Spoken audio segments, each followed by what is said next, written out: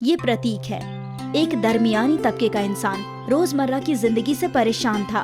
रोज दफ्तर जाओ, दिन भर काम करो और घर लौट आओ। राशन खत्म होने वाला है। अरे लेकिन अभी 1 तारीख को ही तो राशन लाया था।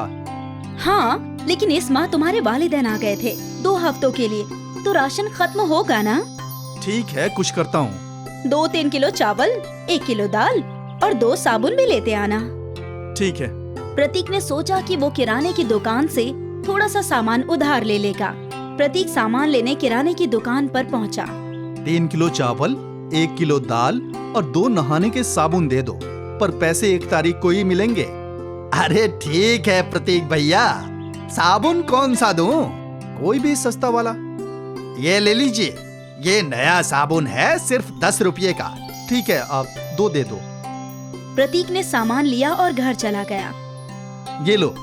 ये कौन सा साबुन ले आए? जो सस्ता था। स्नेहा ने साबुन को खोला और उसकी आंखें बड़ी हो गई। अजी ये देखिए, प्रतीक की आंखें भी फटी की फटी रह गई। वो साबुन सोने का था। क्या ये हकीकत है? हाँ, हकीकत में सोने का साबुन है। दोनों की खुशियों का ठिकाना ही नहीं रहा। रातों रात प्रतीक की किस्मत चमक गई। उसने बड़ा घर खरीद लिया, दुकान खरीद ली और वो रईस हो गया। और ये बात पूरे शहर में आग की मानिंद फैल गई। अरे सुना क्या, प्रतीक को सोने का साबुन मिला है। सोने का साबुन? और वो रातों रात करोड़पति बन गया। हे ऊपर वाले, मुझे भी सोने का साबुन दिलवा दे। जरूर कुछ गड़बड़ है। ऐसे सोने का साबुन किसी को हासिल होता है क्या? और नहीं तो क्या, लगता है प्रतीक और उसकी बीवी यकीनन झूठ बोल रहे हैं। कोई और ही माजरा है। सभी लोग अपने ही ख्यालों में डूबे थे, सिवाय जोगिंदर के। मुझे कोई फर्क नहीं पड़ता कि वो सोने का साबुन कहाँ से आया, मुझे तो बस वो साबुन चाहिए, और वो मैं किसी भी तरह से हासिल कर लूंगा। जोगिंदर अपने मुलाजिमों के साथ मंसूबा बनाने लगा। लेकिन भाई, हमें वो सोने का साबुन कैसे हासिल होगा? उसकी भी तरकीब है मेरे पास। लेकिन क्या भाई? जोगिंदर ने अपने मुलाजिमों को अपना मंसूबा समझाया और फिर जोगिंदर के आदमी प्रतीक के नए घर पर नजर रखने लगे। प्रतीक और उनका खानदान कब बाहर आता है और कहाँ जाता है, सब कुछ। भाई, वो सब लोग मॉल आते हैं और मॉल में ही वो लोग बच्चे को तन्हा छोड़ते हैं। हाँ, तो वही मौका है बच्चे को अगवा करने का। तो कल हम लोग मॉल से बच्चे को अगवा कर लेंगे। अगले रोज प्रतीक के खानदान का पीछा करते करते जोगिंदर और उसके मुलाजिम भी मॉल में दाखिल हुए। अम्मा, मुझे आइसक्रीम चाहिए। ये लो बेटा, अंकल को बख्शीश भी दे देना। बच्चा पैसा लेकर आइसक्रीम वाले के पास गया। अंकल, मुझे एक डबल चॉकलेट आइसक्रीम, वेफल के साथ और चॉकलेट भी।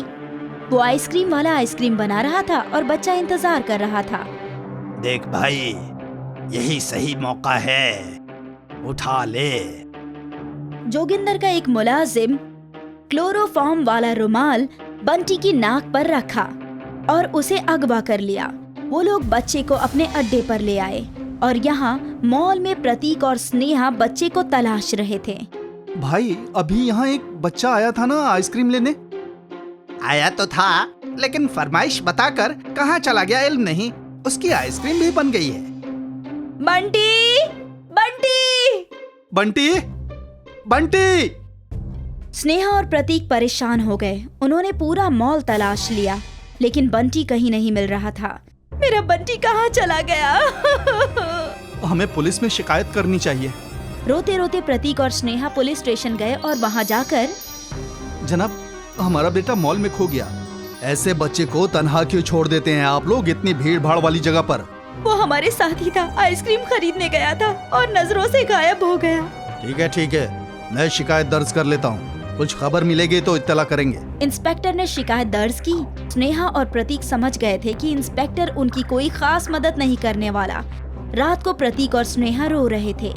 मेरा बंटी कहाँ होगा, किस हाल में होगा? तभी प्रतीक का फोन बजा। हेलो, तुम्हारा बेटा मेरे पास है। क्या? हमारा बंटी? अरे हाँ भाई, तुम्हारा बंटी मेरे पास ही है। पुलिस मुझे पकड़ नहीं सकती। अगर तुम्हें तुम्हारा बंटी सही सलामत चाहिए तो मुझे वो सोने का साबुन दे दो। सोने का साबुन?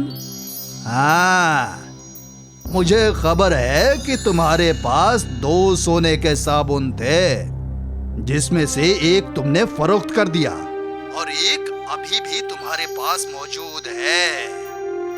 वो मुझे दे दो और अपने बेटे को ले जाओ।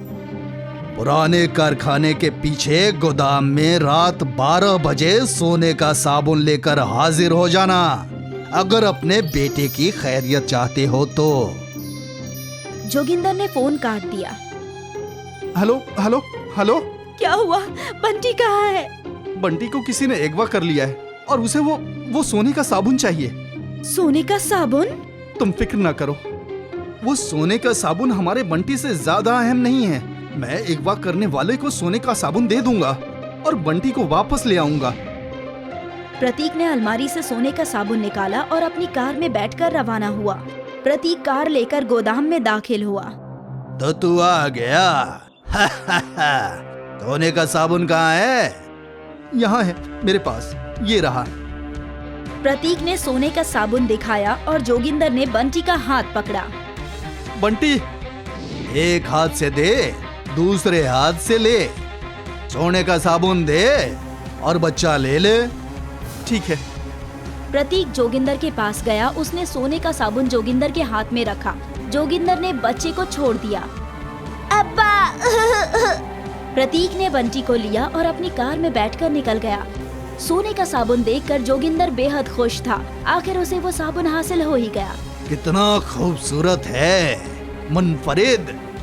भाई, ये तो हूबहू साबुन के मानिंद दिख रहा है। इस सोने के साबुन से भी झाग आएगा क्या? अरे नहीं रे, ये साबुन थोड़ी ना है, सोना है, खरा सोना। जोगिंदर सोने का साबुन देखकर खुश हो रहा था। तभी उसके सामने पुलिस इंस्पेक्टर आ गया। तुम्हें गिरफ्तार किया जाता है और इस साबुन से जेल में नहाना। अरे क्या मतलब? मतलब ये नकली साबुन है, बस सुनहरे रंग का है।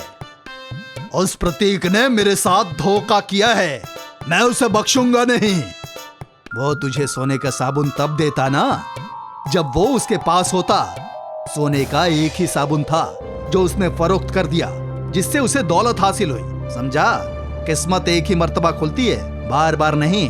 चल। हवलदार ने जोगिंदर और उसके साथियों को हथकड़ी लगा दी और उन्हें हवालात में डाल दिया। बंटी घर लौट आया। जोगिंदर के सारे किए कराए पर पानी फिर गया।